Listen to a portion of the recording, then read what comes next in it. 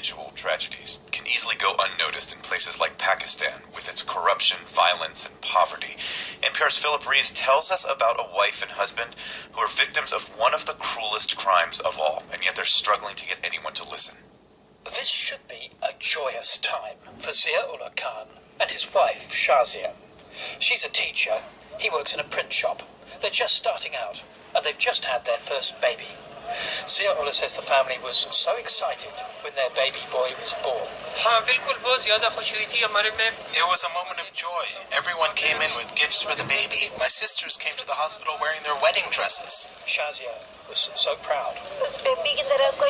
He was the most beautiful baby in the ward, and very healthy too. Their joy didn't last long. Less than a day later, their baby was stolen. The couple say a woman, posing as a hospital staffer, took him from the maternity ward in the middle of the night.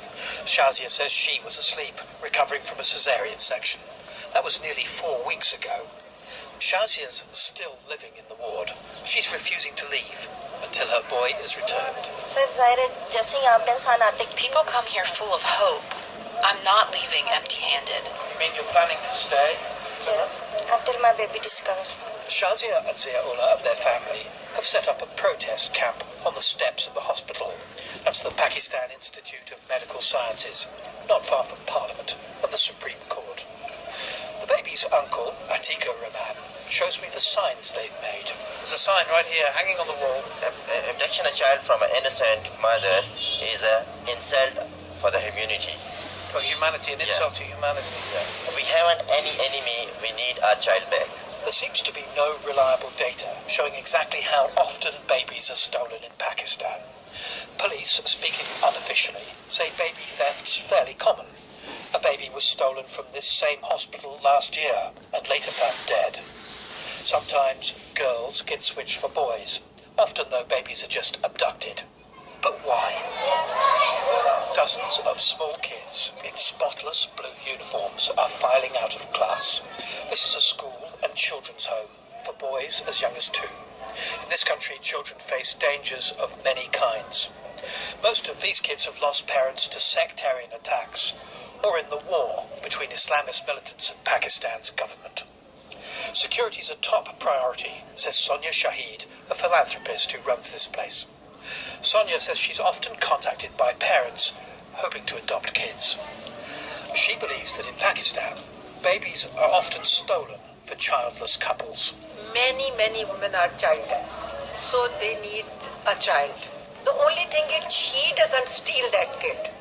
There is always a third person who get her that child. And that's a criminal That's enterprise. very criminal, yes. Politician Zahid Khan is helping Zia-Ullah and Shazia pressure the authorities to track down their baby. He suspects the boy was indeed stolen for adoption. Selling someone else's baby to a childless couple is all too easy here, says Zahid. There is no proper system of registration, so the thief will have the baby registered, saying, "He is my baby." Nobody will demand a certificate from the doctor. Police say babies are also sometimes snatched by gangs who use tiny kids as street beggars. And sometimes these abductions are about revenge or a family inheritance dispute. Zia-Ullah and Shazia aren't sure why their baby was stolen. Probably for adoption, they say. Shazia says it's definitely not because of a family feud. I rule that out. No member of my family would do that. Zia-Ullah believes hospital staff colluded with the thieves. The hospital says it's investigated and found no evidence of this. The couple's chief concern, though, is the return of their son. We'll forgive the woman who stole him, says Shazia. We just want our baby back. Philip Reeves, NPR News, Islamabad.